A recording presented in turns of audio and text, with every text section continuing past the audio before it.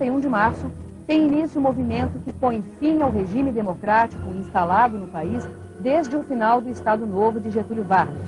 Os generais ficariam 21 anos no poder. É o último dos movimentos salvacionistas dos militares que foram, durante toda a República, eles participaram do processo político nacional como interferindo numa maneira de que eles eram uma maneira de salvar o processo político. Os militares no Brasil sempre tiveram uma história de participação no Estado e de uma visão de que eles são os que sabem, agora mudou, mas eles sabiam o que era bom e o que era mal do país. Os militares agiram na história do Brasil desde a proclamação da República. A proclamação da República não teve a presença do povo. O povo gostava do imperador. E aí vem as revoluções de 22, de 24, de 30. Passaram a crescer mesmo. Foi em 37, quando Getúlio deu o golpe de Estado, os militares. O doutor Getúlio Vargas, ele sempre dizia, é uma concessão dos militares, poder. Getúlio governou com os militares até 45. Bom, em 45, os militares, como Dutra, derrubaram Getúlio. E aí elegeram até os candidatos a presidente da República, eram dois militares, o Dutra e o brigadeiro Eduardo Gomes. Quer dizer, e ganhou o militar. Aí a influência deles foi permanente, principalmente porque o UDN vivia batendo na porta dos quartéis. O país já tinha a pregação reacionária da UDN, moralista da UDN, contaminando muitas forças armadas. Esse golpe de 64, ele é a consumação de um processo golpista, que vem de longe. Já em 54, a tentativa de golpes só não deu resultado porque o Getúlio se suicidou e pôs o povo contra os golpistas. O movimento de 64 foi arquitetado e comandado também à distância pelo Departamento de Estado americano, preocupado em que o governo do Brasil tomasse e enveredasse por um caminho semelhante ao de Cuba. Estavam acompanhando como se fosse um distrito, né? O comando deles. Foi o golpe mais anunciado que existe. O resultado do embate dessas forças são 21 anos de regime autoritário. Eu tenho a impressão que nós fizemos um grande papel. Você repara que os 5 generais nossos que foram presidentes, aponte um deles que tenha sido ladrão. Houve corrupção, principalmente na parte de obras, em seu tempo. Houve corrupção, só que, com a imprensa calada, essa corrupção ficava intramuros. Muitos deles se corromperam, se enriqueceram, se aliaram com setores corruptos da sociedade e tal, quer dizer, por aí não foi. A defesa da democracia que eles diziam que era o principal papel deles naquele golpe também não foi. Eles, na verdade, acabaram com a democracia brasileira. 40 anos depois, o balanço da ruptura democrática de 1964 ainda divide opiniões. Aí nós vamos encontrar durante todo o tempo do período da Revolução de 64 essa luta interna entre os militares e realmente aqueles que queriam, quer dizer, que o processo se normalizasse, que voltasse o país à normalidade democrática. Bom, vocês viram aí, nesse filminho, apareceram assim várias autoridades comentando sobre o golpe de 64. Foi golpe ou não foi? Na aula passada, eu disse que foi, que os documentos mostram.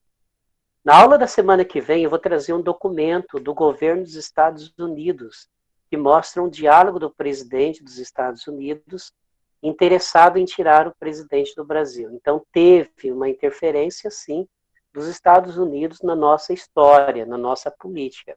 Isso é fato. Não tem como sair disso, né? Bom, nós vamos agora usar aquelas apresentações para a gente tirar algumas conclusões. E daqui a pouquinho que eu falei que é para vocês copiarem só um trecho do que foi o AI-5. Eu já comento o que é isso daí. Vimos também a questão... Aqui não foi errado. Pera lá.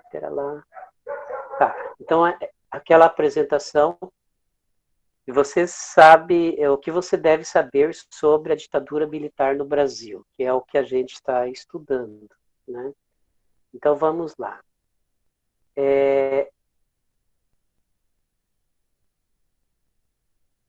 Formado por 6 governos, o regime instalado em 64 prolongou-se até 85. Foram 21 anos de período militar. Repressivo, especialmente durante o período médio. Repressivo significa que usava muito o exército, usava muitos militares, né? Favoreceu os capitalistas estrangeiros, os empreendedores, empresários mais ricos, que inclusive do exterior e do Brasil, e os grandes proprietários rurais, promovendo uma modernização conservadora no país. Isso aqui é sobre o governo militar, mas olha como tem tudo que nós estamos passando hoje. Nós temos um governo hoje. Ontem o nosso presidente fez um discurso na ONU e falou que o Brasil é um país cristão e conservador. Então, essa definição que nós temos ali serve para o Brasil de hoje. O Brasil é um país conservador. E quando é conservador, o povo não tem não se ouve muito o povo. As decisões estão lá em cima. Então o povo só deve respeitar as decisões lá de cima. Isso aconteceu no governo militar e isso, infelizmente, está acontecendo hoje também, né? Nós temos aqui, olha, de 64 da esquerda até 85, 6 presidentes militares, 6 governos militares, 5 presidentes. Todos eles com uma característica mesmo. Vocês viram uma autoridade falando, né, um jornalista, Ferreira Goulart, que ele diz o seguinte: hoje diz que lá não tinha corrupção. Tinha corrupção, sim. Só que a televisão, o rádio, os jornais não podiam noticiar. Não é igual hoje. Se é descoberta uma corrupção no governo hoje, a televisão, a mídia souber, já sai. Naquela época, o governo não deixava, não permitia. Então, todas as notícias tinham que passar pelos militares para eles aprovarem se podia se divulgar ou não. Então, se você sabe que o que pode e o que não pode divulgar, você só vai querer que divulgue coisas boas. Coisas negativas, como, por exemplo, corrupção, não se deve ser divulgado, né?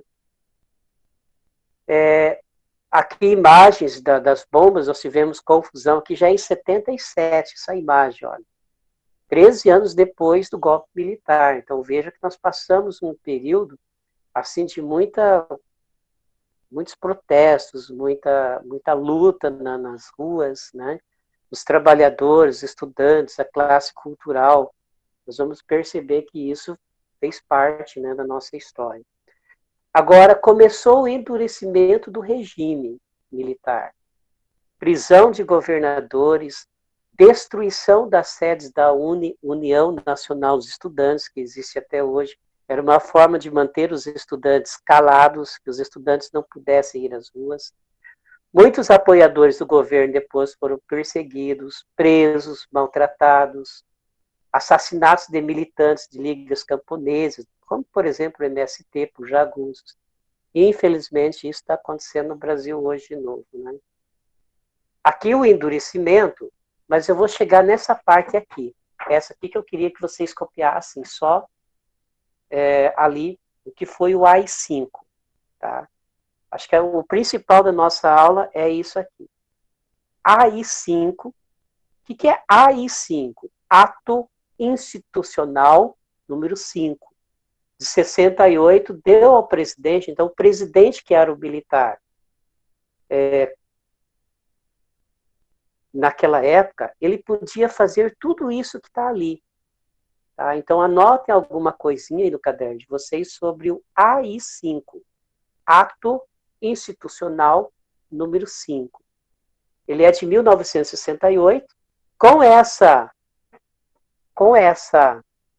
ordem, com essa lei, o presidente podia fechar o Congresso Nacional, Assembleias Legislativas e Câmara de Vereadores por tempo indeterminado. Ou seja, todos os deputados e senadores foram para casa, os vereadores não precisavam mais legislar, o presidente governava sozinho, né? Intervir nos estados e municípios sem as limitações previstas na Constituição. O presidente podia mandar no estado ou podia mandar no município. Já não era mais o prefeito ou o governador. Cassar mandatos federais, estaduais ou municipais. Se um político era contra os militares, o presidente podia cassar o seu mandato. Suspender direito político de qualquer cidadão por 10 anos.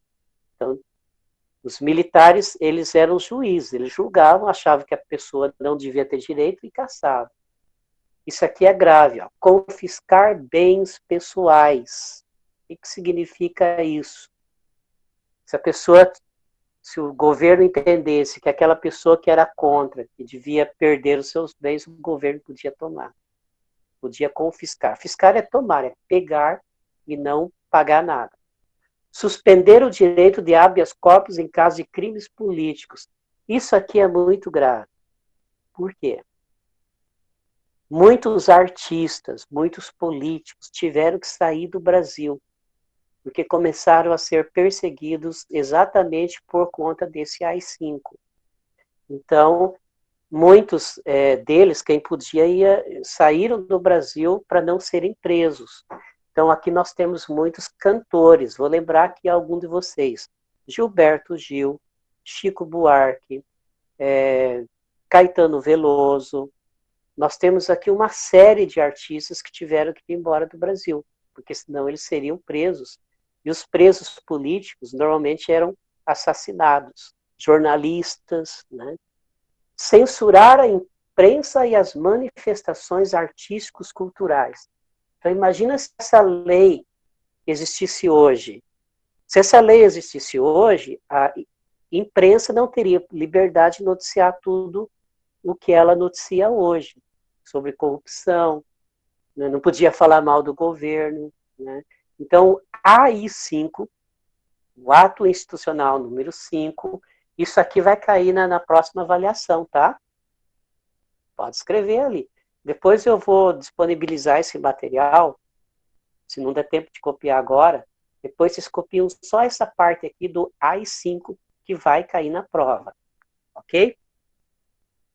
Bom, aí então começa a linha dura e o milagre econômico. O Brasil melhorou um pouquinho, né? Então, antes do AI-5, cidadãos ainda dispunham de certos direitos e garantias. Forte movimento de oposição, que eram contra o governo militar. Depois do AI-5, vamos ver aqui. Depois do AI-5, tudo isso já não era possível, né? Aqui nós estamos vendo que no governo militar houve um crescimento da economia do Brasil, isso é fato, né? Os investimentos, as indústrias começaram a se expandir no Brasil. Então nós tivemos um período chamado milagre econômico, um período de muito crescimento aqui no Brasil, né? Eu vou interromper esse compartilhamento. Nessa aula de hoje, então, deu para perceber que nós tivemos aí, então, vamos dizer assim, um governo militar muito forte, né? Que estava dirigindo o nosso país, muitas vezes eram contra aqueles que eram contra o governo militar, eles agiam contra, né? E para a próxima aula vai ser muito interessante, eu vou projetar uma imagem aqui de uns... Não se preocupe, é uma pessoa morta, mas não é tão feia assim não, tá? E vai ser o tema da próxima aula, que a gente vai entender o que o governo fazia, como que ele fazia, né? O que vocês estão vendo aqui? Pode abrir o microfone aí. Está apresentando, Guilherme. O que vocês estão vendo aqui? É um homem morto, né?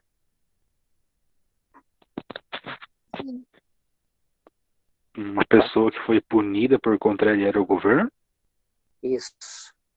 Essa imagem é o símbolo daqueles que eram contra os militares. É a imagem mais procurada no Google hoje.